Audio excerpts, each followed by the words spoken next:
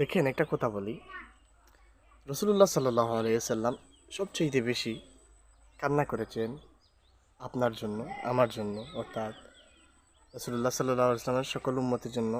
তিনি জন্ম থেকে দুনিয়া ছেড়ে যাওয়ার আগ পর্যন্ত রসুল্লাহ সাল্লাহ আলাইসাল্লাম আমাদের জন্য কান্না করেছেন।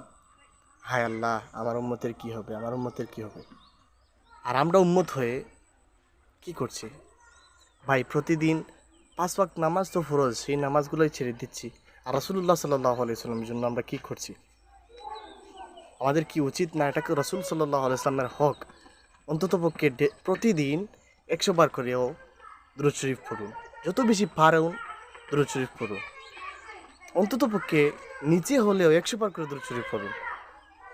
এর সওয়াব, এর জাযা আল্লাহ তাআলা আমাদেরকে দিবেন তো দিবেনই। রাসূলুল্লাহ সাল্লাল্লাহু আলাইহি সাল্লাম যখন রওদা মুবারক থেকে আমাদের এই দুরূদ শরীফ নাজরানা পাবেন, তখন কতই না খুশি হবেন। সুবহানাল্লাহ।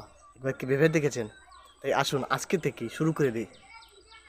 10 বার, 20 বার, 30 বার, এরকম করে 50 বার, 100 বার, যে যা পারে দুরূদ শরীফ হাদিয়া পাঠাই রাসূলুল্লাহ সাল্লাল্লাহু আলাইহি সাল্লামের জন্য। আল্লাহ তাআলা এর উত্তম জাযা আপনাকে আমাকে দান করবেন ইনশাআল্লাহ।